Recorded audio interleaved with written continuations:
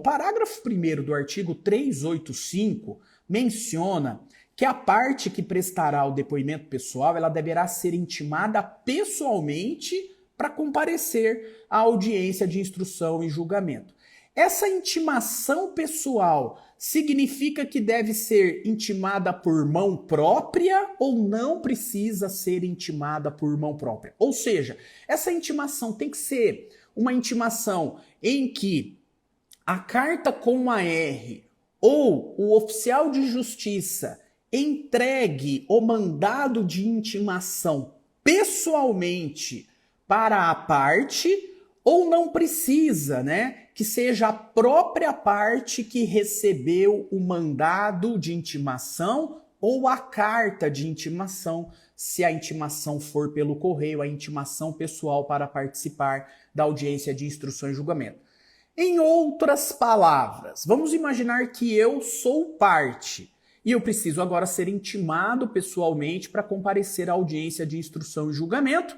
O oficial de justiça ou o carteiro, eles se deslocam até aqui, a minha residência, e não entregam a carta para mim, entregam a carta para minha esposa, ou entrega a carta de intimação ou o mandado para uma funcionária que trabalha na minha casa, ou entrega para um filho que recebe e assina. Essa intimação é válida ou não? Tem que ser entregue em mão própria, para a própria parte que será intimada. Essa é a questão que o Vinícius apresentou, a primeira questão. Deixa eu analisar ela aqui rapidamente. Veja bem, o depoimento pessoal é uma prova típica em que uma das partes pede o depoimento da outra. Eu não posso pedir o depoimento da própria parte, mas eu posso pedir do meu adversário para que ele seja intimado, compareça à audiência de instrução e julgamento e preste o seu depoimento. O objetivo da intimação aqui, do comparecimento da parte para prestar o depoimento, o objetivo do depoimento pessoal é extrair a confissão do adversário, ou seja, para que esse adversário narre um fato que seja contrário ao seu interesse e beneficie o adversário, aquele que requereu a produção da prova depoimento pessoal. Essa prova típica está prevista entre os artigos 385 e 388 do CPC.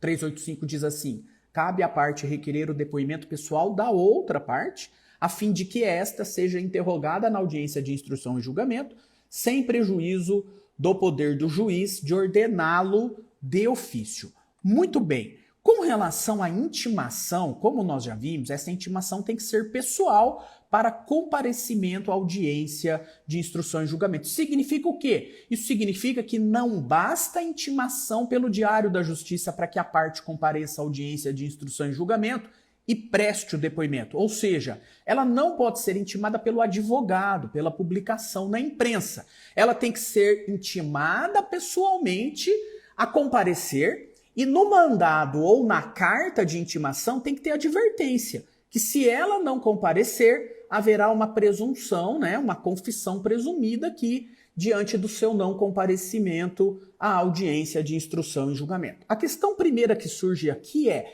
essa intimação da parte, ela deve acontecer quanto tempo antes da audiência de instrução e julgamento? E aí você tem que se atentar para isso.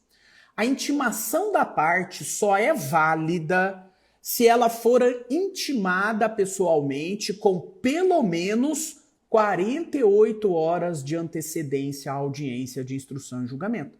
Então, olha só, se a parte que você representa for intimada a comparecer na audiência de instrução e julgamento no dia da audiência, ela não está obrigada a comparecer. Se ela comparece, maravilha, ela vai lá, comparece e presta o depoimento.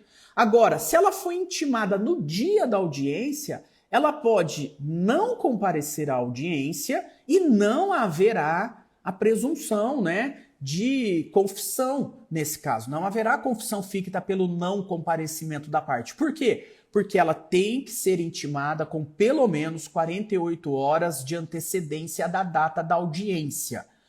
Aonde está isso, professor? No artigo 218, parágrafo 2º do CPC. A intimação do depoente deve ser pessoal e ser realizada com antecedência de pelo menos 48 horas de antecedência da data da audiência, sob pena do depoimento não se tornar obrigatório. Muito bem, essa intimação tem que ser por mão própria ou não? A intimação tem que ser pessoalmente para a parte, no sentido de ser entregue para ela, ou pode ser entregue para a esposa, no endereço informado no processo, ou para um filho, ou para quem atender ali o carteiro, se a intimação for por correio, ou oficial de justiça, se a intimação for por mandado. Veja, não precisa ser por mão própria. Basta que essa diligência seja realizada no endereço informado no processo. Por isso que é muito importante, e eu bato muito nisso, é muito importante que você, que advoga em favor do autor, mantenha sempre o endereço atualizado do autor no processo. Qual é o endereço que o cartório, que o juízo vai se valer? O endereço que está na petição inicial. Da mesma forma, é muito importante que você, como advogado ou advogada do réu, mantenha o endereço atualizado do réu no processo. E quando que o réu vai apresentar o seu endereço? Quando ele apresenta a contestação. É no endereço da inicial e é no endereço da contestação que o cartório vai se orientar para intimar pessoalmente as partes, pelo correio ou pelo oficial de justiça. E se no curso do processo o seu cliente mudar de endereço, a parte tem o dever de informar isso para o juiz. Um dever. E, portanto, se ele não informou e o mandado ou a carta foi endereçado para o endereço que consta na inicial e na contestação, essa intimação vai ser presumida como verdadeira, ainda que ela não foi recebida pela parte ou por alguém por ela. Por quê? Porque o artigo 274, parágrafo 1º do Código de Processo Civil diz assim, presumem-se válidas as intimações dirigidas ao endereço constante dos autos, ainda que não recebidas pessoalmente pelo interessado, se a modificação temporária ou definitiva não tiver sido devidamente comunicada ao juízo, fluindo os prazos a partir da juntada aos autos do comprovante de entrega da correspondência no primitivo endereço. Então é muito importante que as partes mantenham o endereço atualizado no processo. E eu tenho um entendimento prático na minha vara que a intimação pessoal para comparecimento à audiência é válida quando endereçada ao local da residência do autor ou do réu. Eu aplico o 274, parágrafo 3º, na intimação para o depoimento pessoal. Foi expedido a carta, foi expedido o mandado, constando como o endereço, aquele que está informado no processo? Sim, então a intimação é válida, ainda que ela não tenha sido entregue pessoalmente à parte, ainda que outro recebeu no lugar dela. Por quê? Porque as partes têm o dever de manter atualizado o seu endereço no processo. Olha a importância prática disso. A parte será considerada intimada e agora está obrigada a comparecer à audiência sob pena de confissão presumida, caso não compareça.